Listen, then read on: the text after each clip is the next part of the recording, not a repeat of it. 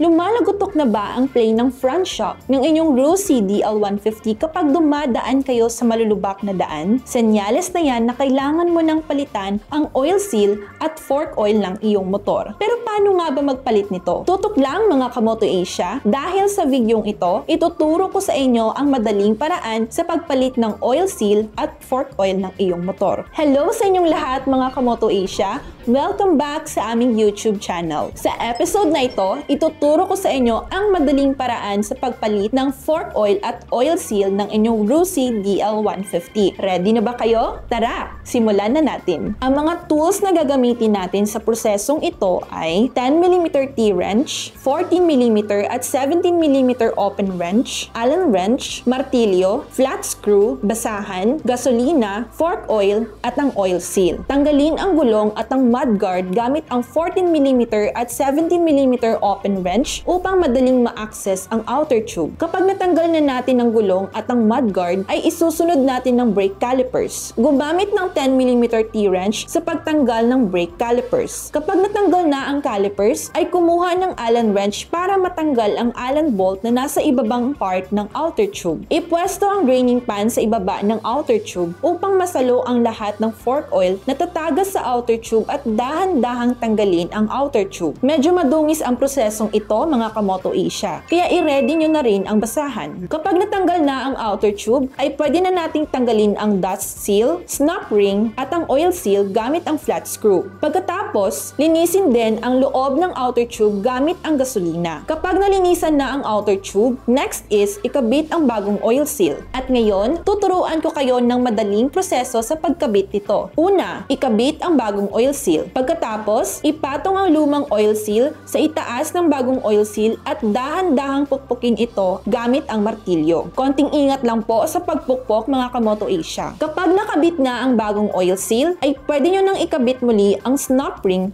at dust seal. Punasan muna ang inner tube bago ibalik ang outer tube. Pagkatapos, ikabit muli ang outer tube at igabit din ang Allen bolt sa ibaba ng outer tube na tinanggal natin kanina. Siguraduhin nakalak ito ng maayos upang hindi mag-leak ang fork oil. Kapag nabalik na ang Allen bolt, next step is ilalagay na natin ng bagong fork oil. Gumamit ng 17mm open wrench upang matanggal ang bolt ng inner tube. Ang bolt ng inner tube ay makikita sa may manibela ng motor. Kapag natanggal na ang bolt, ay isalin lang ang bagong fork oil. Lagyan ng 70 ml ang bawat inner tube. After that, ay pwede na natin ibalik ang mga parts na tinanggal natin kanina. Siguraduhin nakakabit ng maayos ang lahat ng nuts and bolts. Kapag nakabit na lahat, ay pwede na nating itesting ang play ng shocks. Congrats mga Kamoto Asia! Successful nating napalitan ang fork oil at oil seal ng ating Rusi DL150. Panatilihing maayos ang play ng shocks ng ating mga motor upang hindi tayo magkaproblema sa daan. Sana ay nakatulong ang videong ito. At huwag kalimutang mag-like and subscribe para palagi kayong updated sa mga bagong informative videos namin. Maraming salamat mga Kamoto Asia